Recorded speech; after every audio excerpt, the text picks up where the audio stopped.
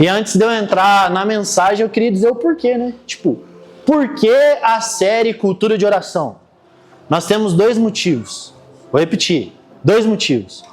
O primeiro motivo pelo qual a gente vai estudar a cultura de oração é porque isso é um princípio da igreja, beleza?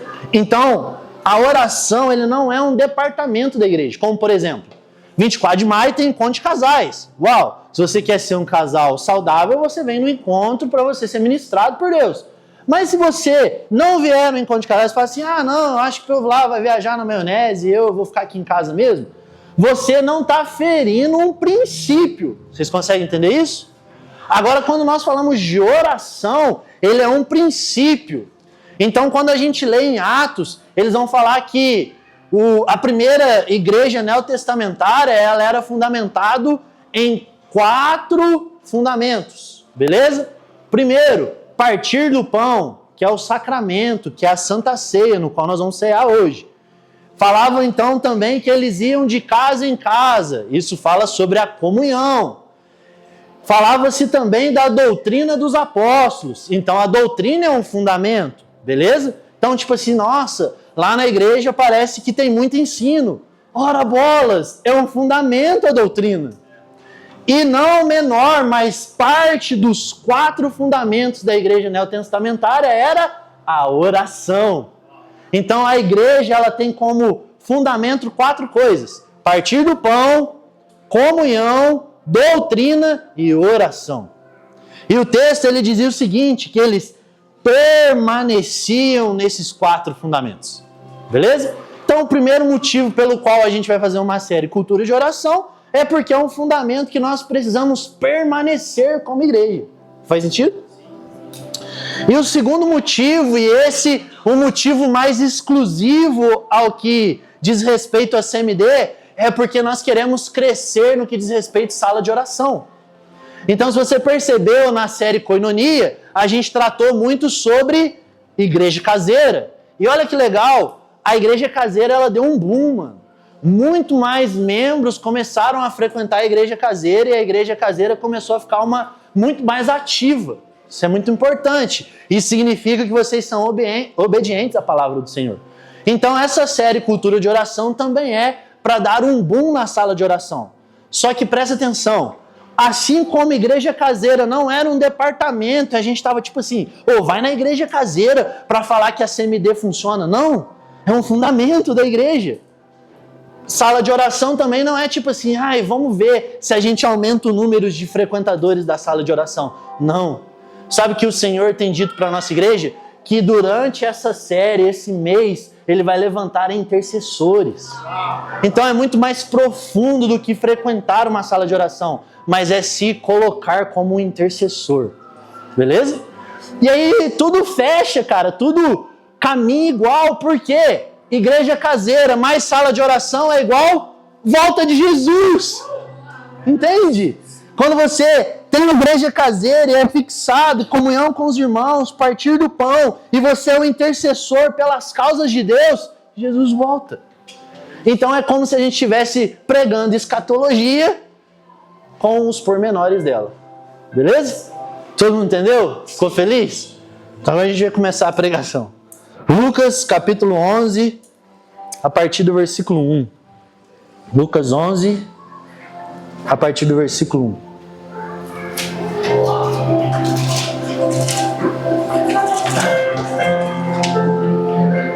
Eu sou muito Nutella, eu prego com Nescau.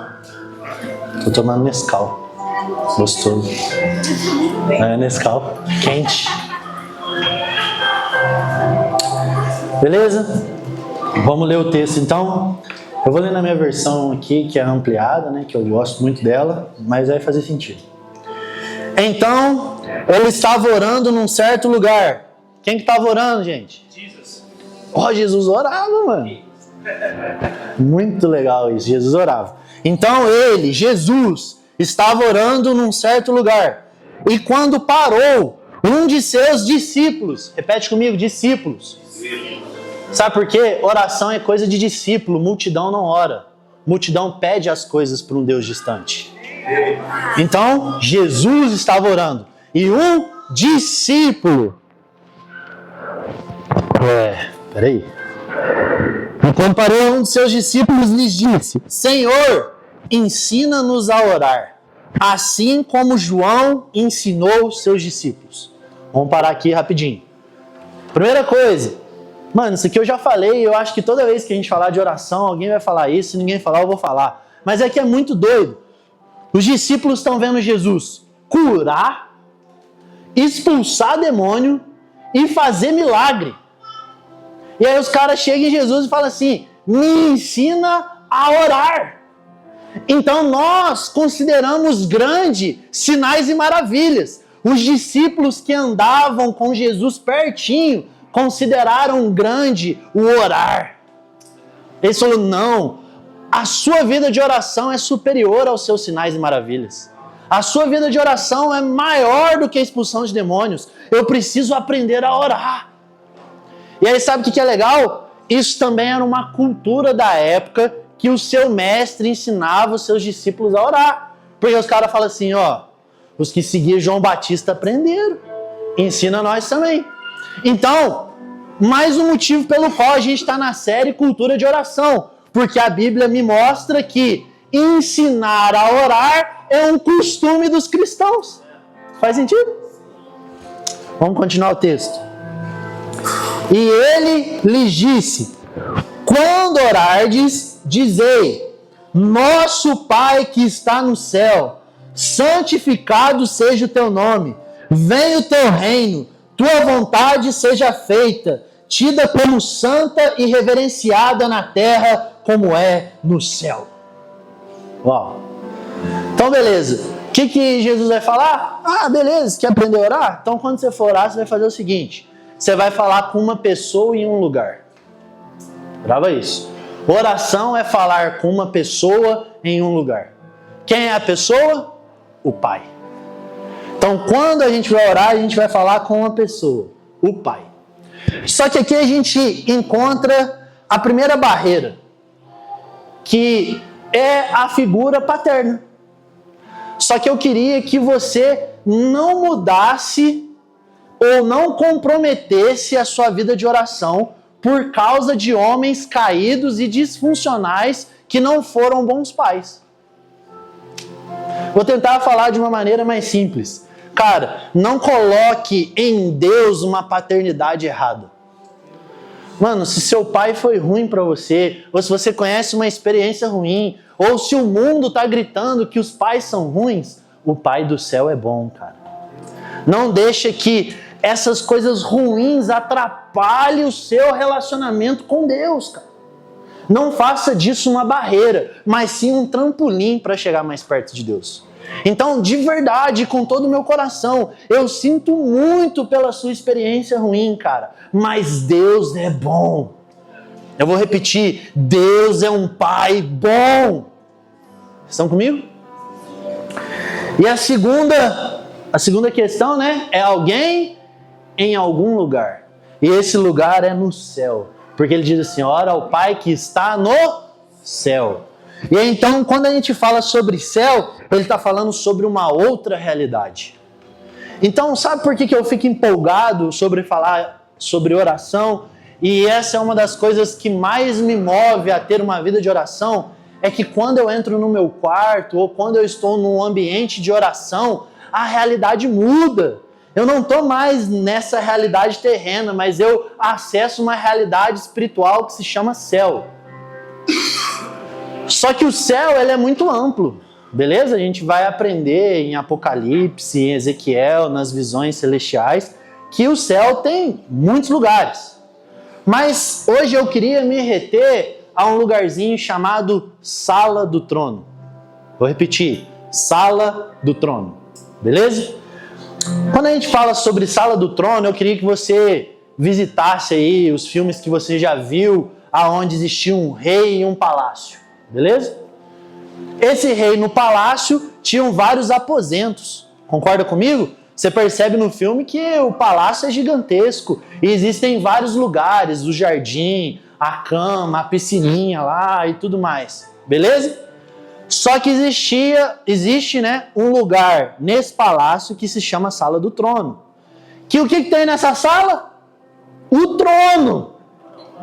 Beleza? Só que mais do que isso, e agora a gente começa a de fato entrar na mensagem. É na sala do trono, aonde o rei libera os seus decretos. Vocês estão aí?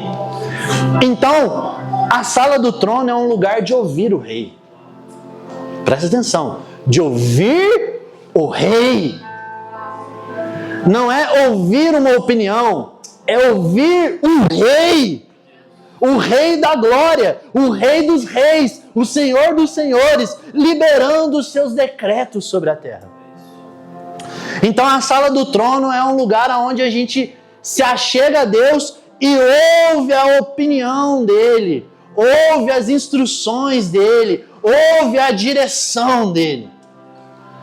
Só que, meus amigos, mais glorioso ainda do que ouvir os decretos dele, é na sala do trono que você fica diante dele. Vocês estão me entendendo? É na sala do trono que você acessa o Rei da Glória.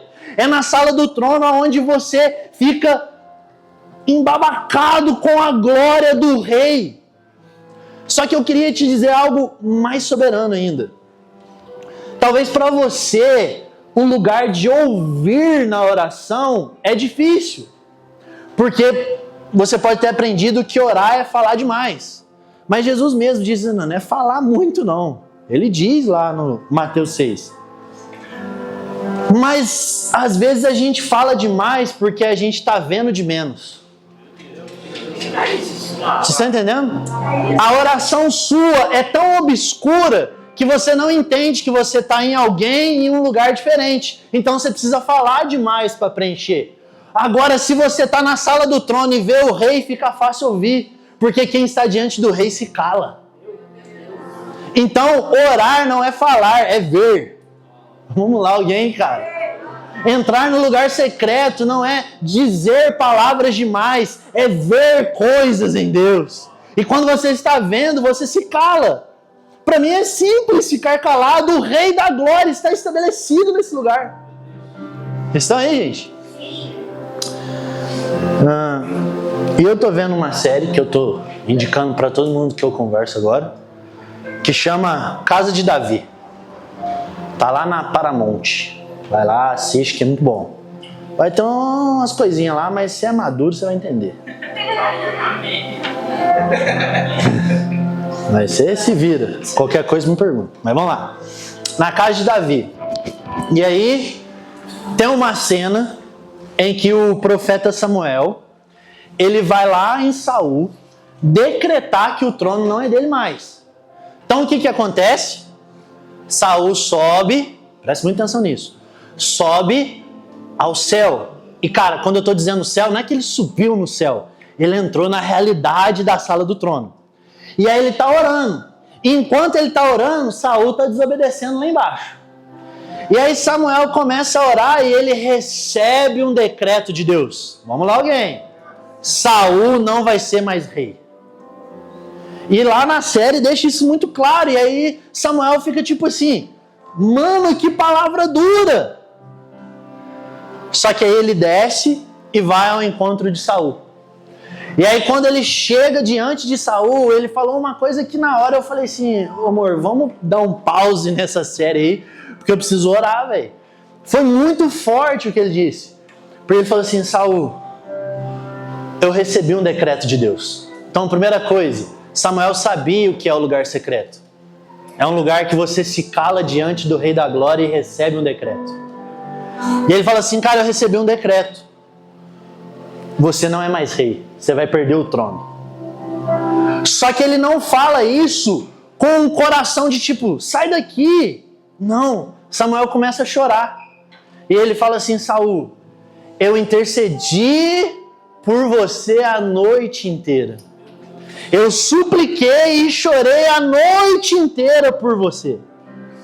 Ou seja, o que nós fazemos no lugar da sala do trono? Nós recebemos um decreto e nós nos colocamos como intercessores do decreto de Deus.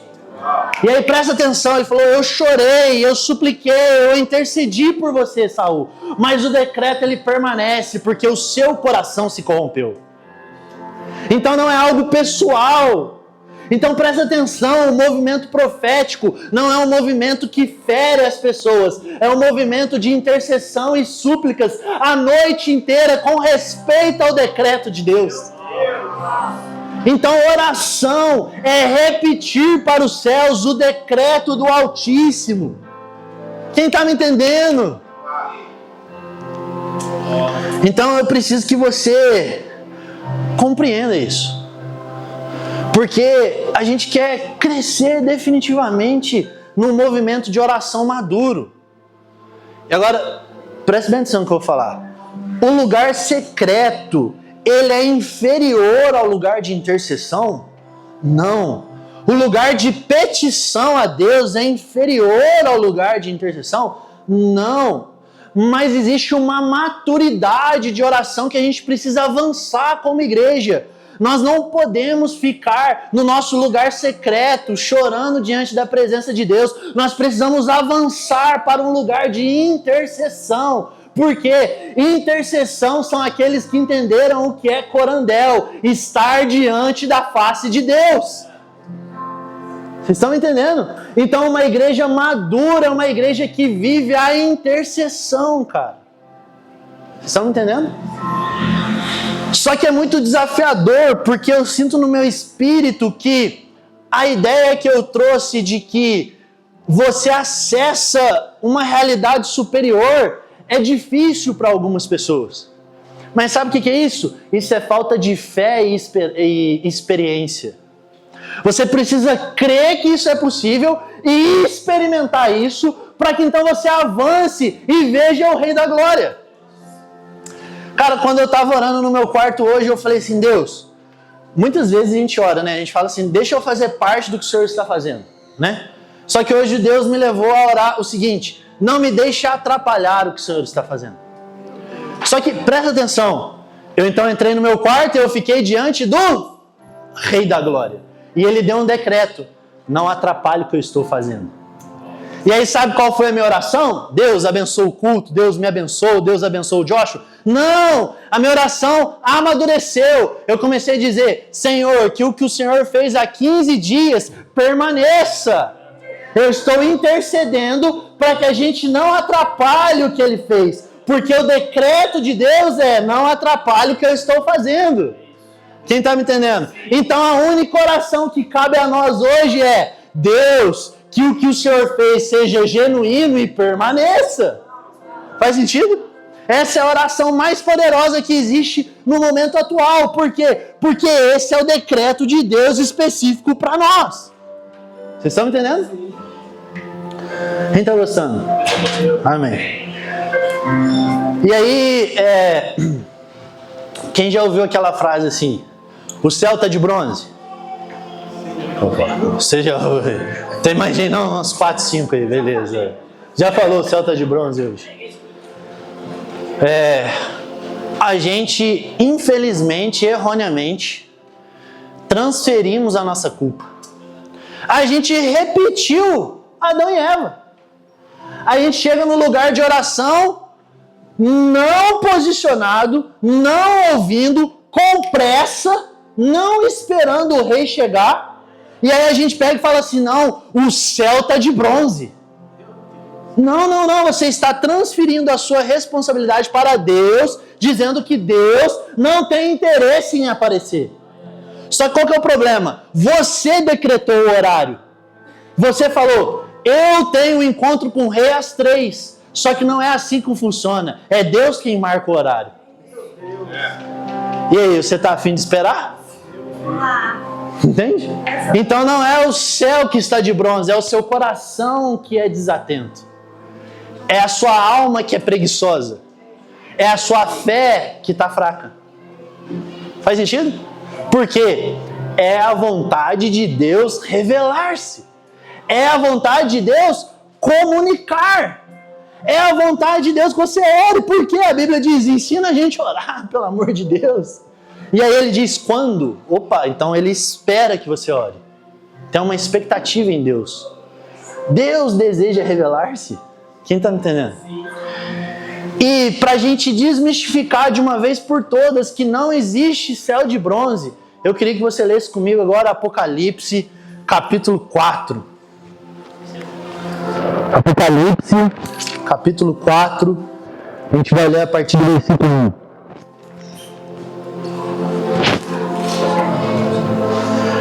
Quem está na ECC, amanhã a gente vai aprender isso aqui. Só que bem profundo, né?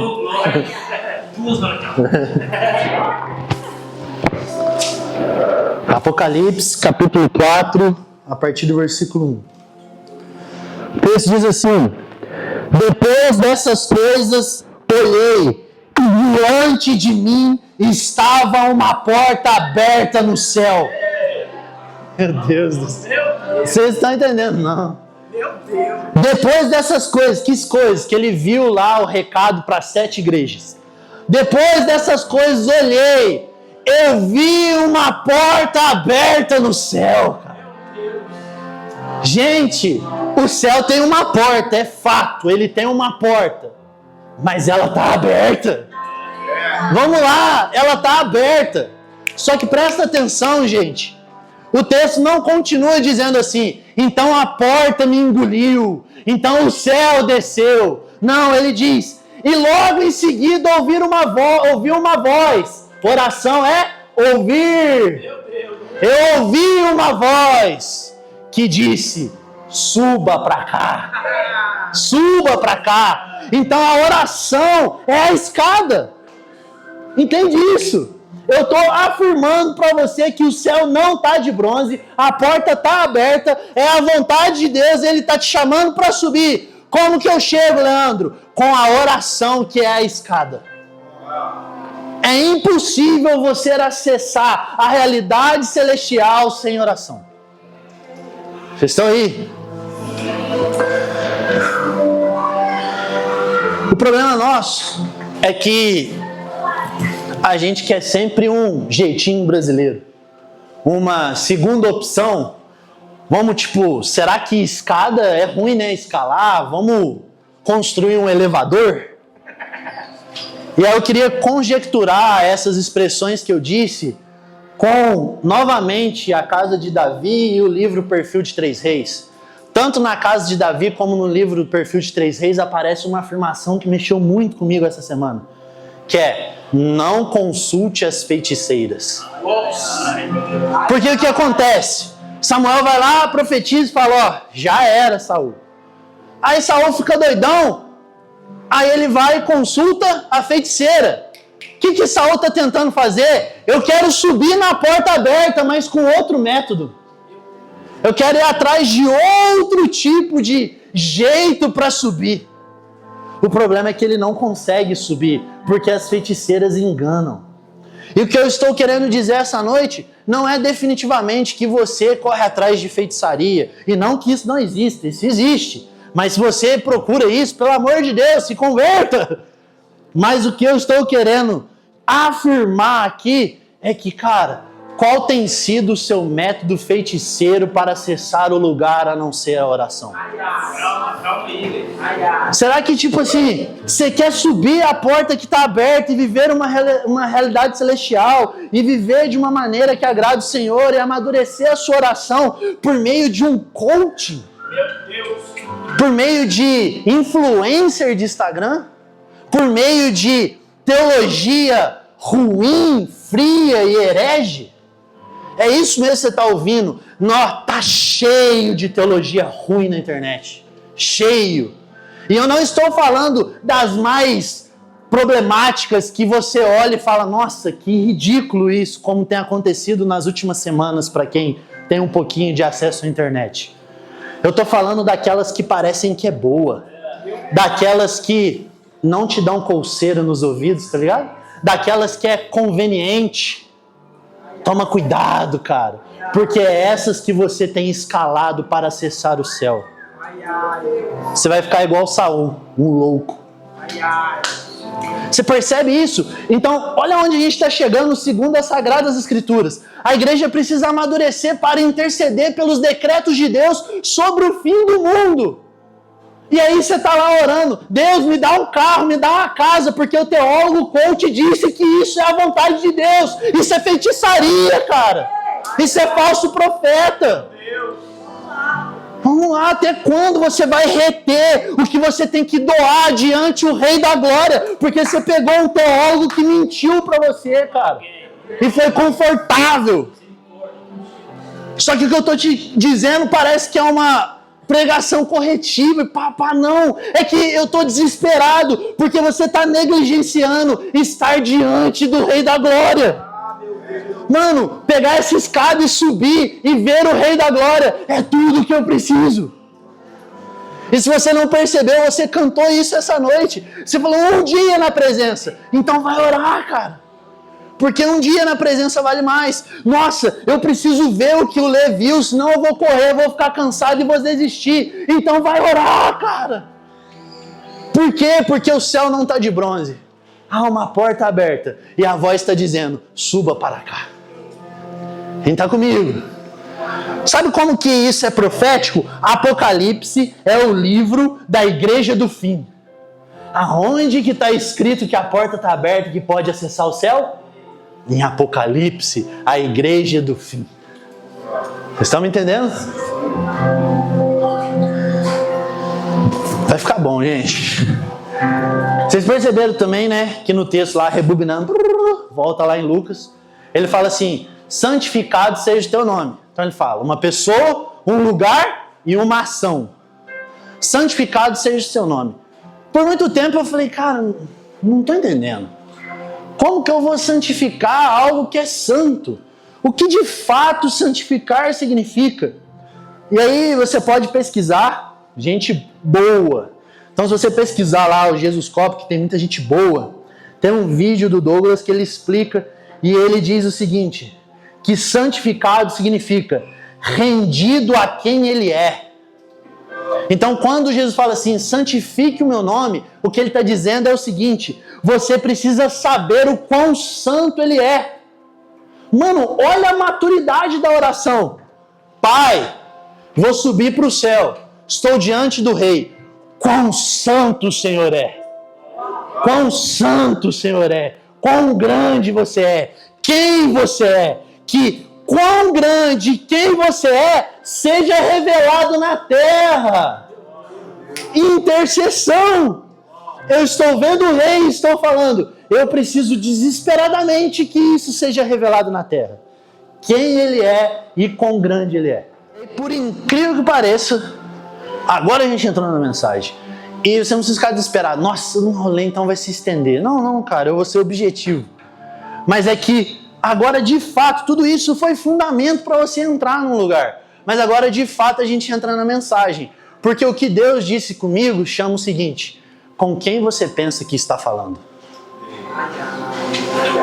Beleza? E aí, quando eu li isso, eu lembrei da maravilhosa Marileia, minha mãe, porque ela sempre falava para mim, com quem você pensa que está falando? Quem já teve essa experiência de você chegar e sua mãe falar assim, com quem você pensa que está falando? Faz sentido? Uma vez ela falou assim, Leandro, pega o pão lá na cozinha para mim. Eu falei, mano. Ela falou, com quem você pensa que você está falando? Faz sentido? Então essa é a pergunta de Deus hoje. Com quem você pensa que você está falando? É tanta estupidez se embebecer de uma teologia coaching, porque você perde a dimensão de com quem você está falando, cara. Você começa com as petições tão medíocres que você minimiza quem é a pessoa de Deus. Só que o que eu queria que você entendesse não é apenas o temor. A minha mãe não gerava com essa frase apenas um temor, um terror, um medo de tipo, nossa, me desculpa. Tem isso. E você precisa entender, isso é temor do Senhor. Tem isso. Mas era mais profundo do que isso. Era tipo assim, com quem que você pensa que você está falando? eu sou sua mãe, eu te dei a vida, eu gerei você, eu cuidei de você, eu eduquei você, eu te amei primeiro. Então essa frase, ela carrega em si uma tônica de amedrontamento, mas não pelo terror, mas pela grandeza. Quem está me entendendo? Eu não tenho temor do Senhor porque eu estou com medo dele, mas é porque ele me amou primeiro, ele me gerou, ele deu a vida, ele morreu por mim, ele quer estar comigo, então isso me rende. Meu Deus. Então eu quero que você grave isso com quem você pensa que você está falando, cara. E aí Jesus, ele entendeu isso muito bem, mas muito bem mesmo, porque em Hebreus 5:7 vai dizer o seguinte, que ele foi ouvido por causa da sua reverente submissão. O que significa reverente submissão? É que Jesus entendia com quem ele estava falando.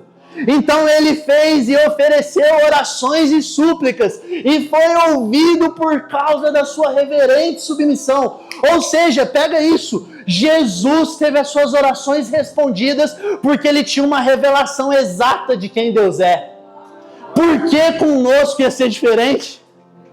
Se ele é o nosso precursor, ou seja, ele nos ensinou o caminho a andar, então orações respondidas é igual a revelação perfeita. Vocês estão entendendo? Por que Deus responde a revelação perfeita? Porque você não ora asneira. Você ora o que Ele quer que você ora. E a Bíblia é tão profunda que fala assim, ô Giovanni, o Espírito Santo está intercedendo por você porque você não sabe orar, não. Eu vou repetir. O Espírito Santo está o quê? Porque o Espírito Santo é maduro. Quem é maduro intercede, cara. Estão entendendo? O Espírito Santo intercede por nós, cara. Vamos lá, alguém. Então a nossa reverente submissão precisa estar pautada no amor, por causa da revelação. Vamos ser mais profundo um pouco? Talvez algumas pessoas estão, tá um pouco cansativo. Ou na adoração, na terceira música, você falou assim, mano, não tô entendendo nada, aí você esmoreceu, sentou e tudo mais. Porque te falta a revelação do amor de Deus. Então a mensagem de hoje é, existe uma porta aberta. E Deus está chamando você. Você mesmo, você que se acha miserável, pecador, que é igualzinho eu. É nós que Ele está chamando. Sabe por quê? Porque é Ele quem nos justifica.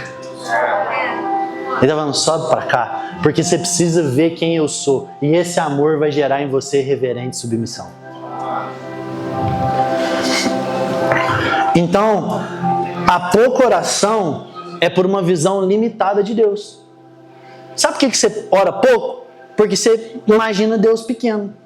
Só que quando eu digo isso, Deus pequeno, você fala assim, Deus me livre, você está achando que eu acho que Deus é pequeno? Eu acho que Deus é grande. Mas a compreensão da grandeza de Deus é pequena em você.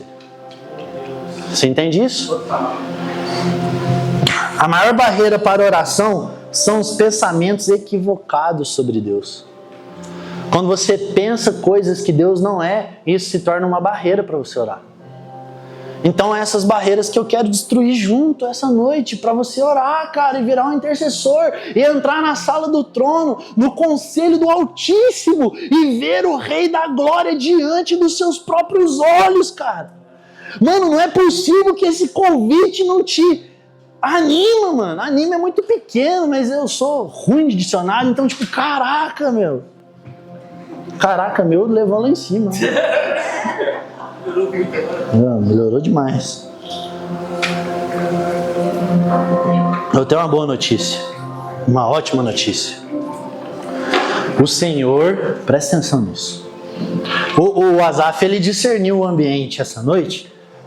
E ele falou assim, nossa, tá virando muito escola, mas tá tudo bem. Ele discerniu o ambiente essa noite e ele disse o seguinte assim, o tesouro é dos atentos. Vamos lá, não se distrai não.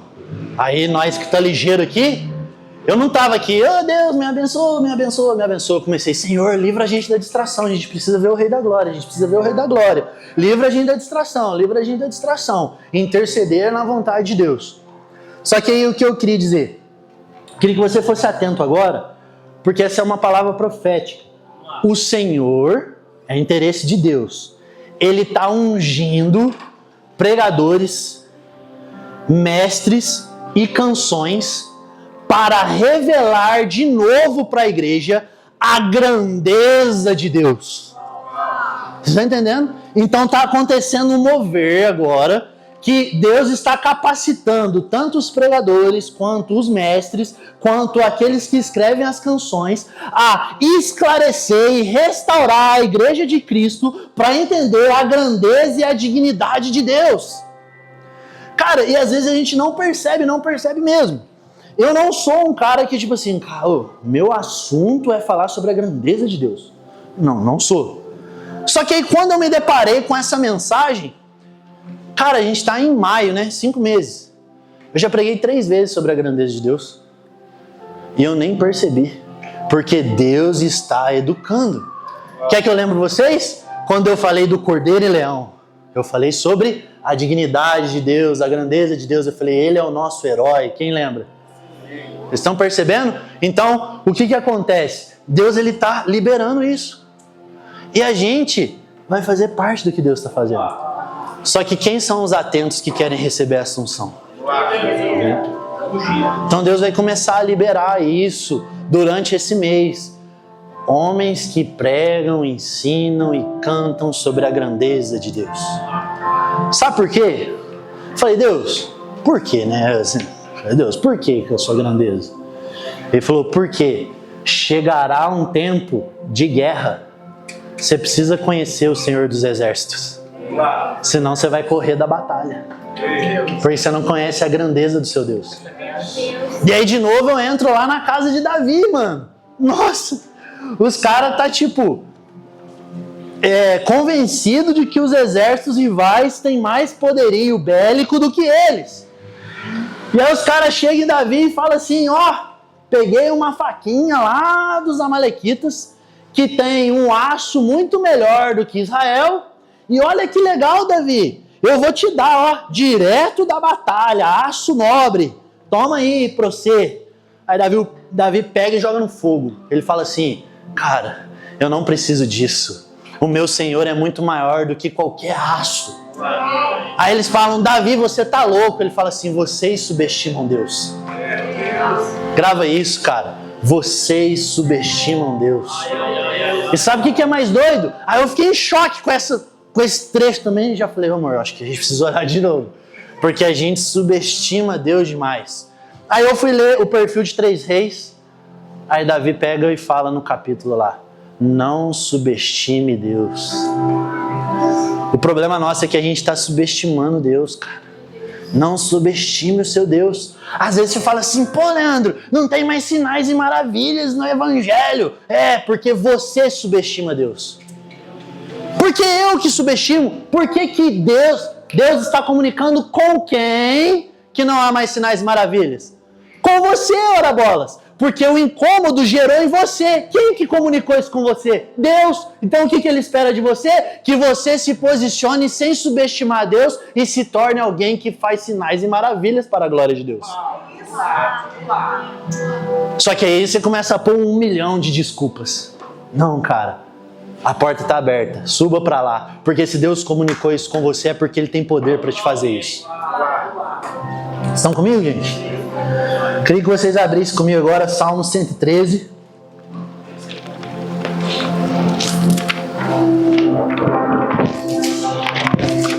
Salmo 113, a partir do versículo 4. Estão felizes aí, gente? Sim. Pô, prometo, não estou xingando ninguém, estou animando de orar. Salmo 113, a partir do versículo 4. O Senhor está elevado sobre todas as nações, em glória está acima dos céus. Quem é como o nosso Deus? Sentado nas alturas, encurvando-se para olhar o céu e a terra? Meu Deus, esse é o nosso Deus, cara. Davi, ele tinha uma visão tão profunda da realidade de quem Deus é, que ele escreve uma canção ungida por Deus e fala assim, quem é como o nosso Deus? Aí o cara chega com uma faquinha Ele fala, eu estou em nome do ungido de Deus, cara. Quem está me entendendo? Mas para isso você precisa estar nos lugares altos, vendo o Rei da Glória. Estão me entendendo? Sim. Você precisa ter uma vida. Não é tipo assim, cara, nossa, essa semana eu vou orar. Mano, viver uma vez de oração é fantástico. É fantástico. Ele é glorioso, belo, bom, rei, digno de tempo e energia, transcendente, infinito, e nos veste com a sua própria justiça. Ele é belo, ele é bom, ele é digno, ele merece a minha energia, meu tempo, minha motivação, minha paciência, tudo que eu tenho, ele é digno. Por quê? Porque ninguém é como o nosso Deus. Leandro, Deus está precisando intervir na cidade. Então vamos invocar o Senhor. Só que você não pode transferir a responsabilidade. Quem está me entendendo? Tipo, preciso fazer alguma coisa aqui, mano. Vai pedir, precisa ser tocado por Deus. Vamos lá, Felipe. Porque eu trabalho. Você está por conta. Meu Deus.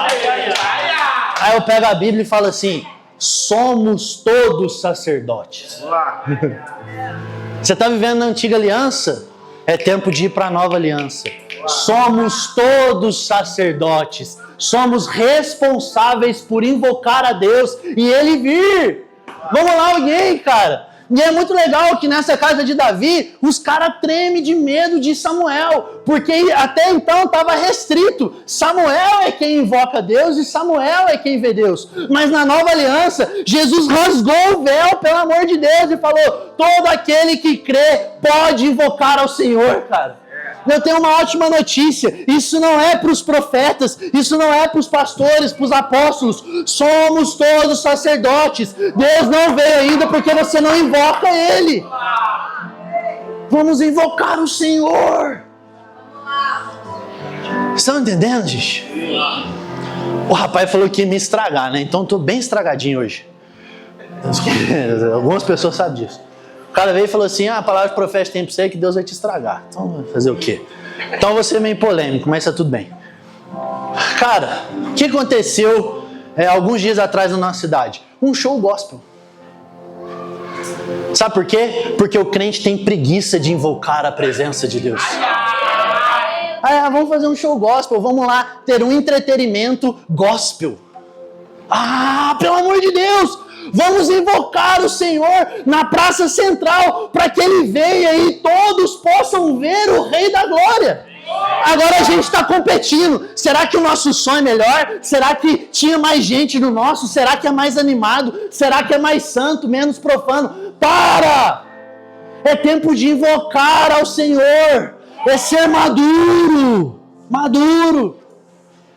Só que, mano, eu odeio o espírito crítico de tipo, vou chutar isso aqui tá tudo errado. Não, cara.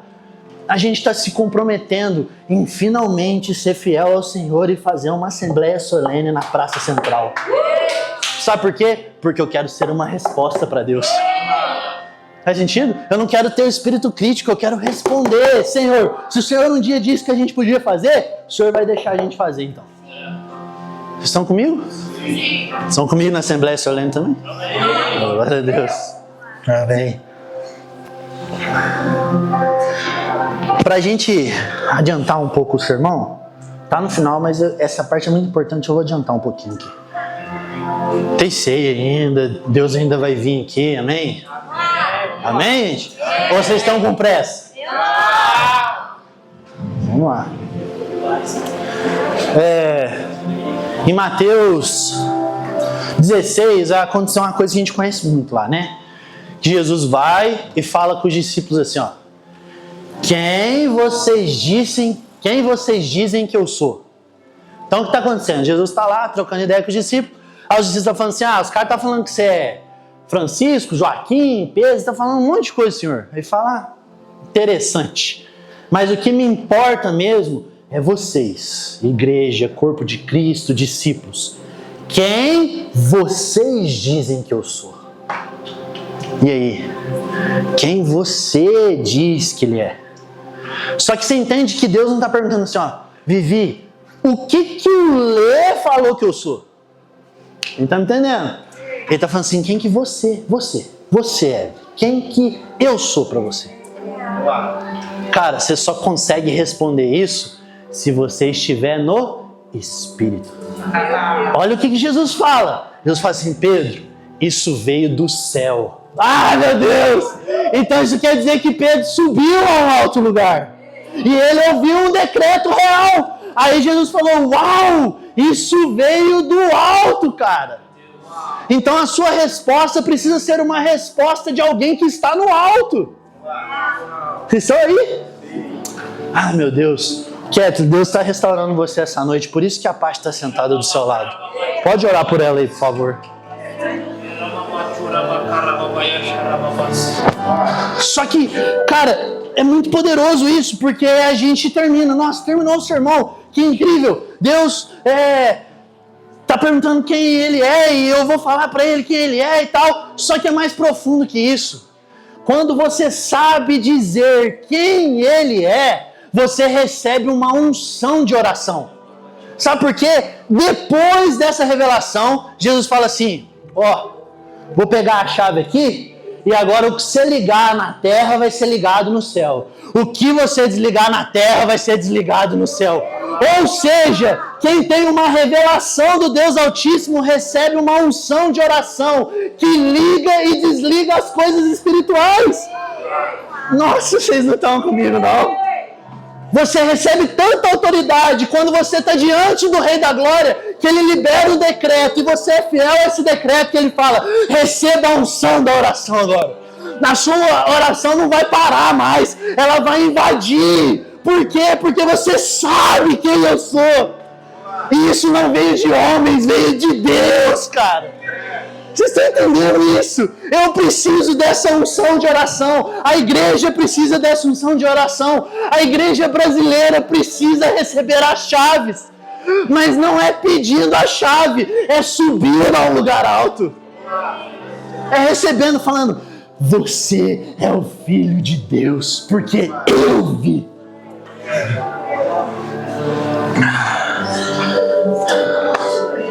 Eu vou abrir com vocês, continua aí orando em espírito de oração, Deus já está movendo. Eu só preciso entregar os últimos 2 fundamentos.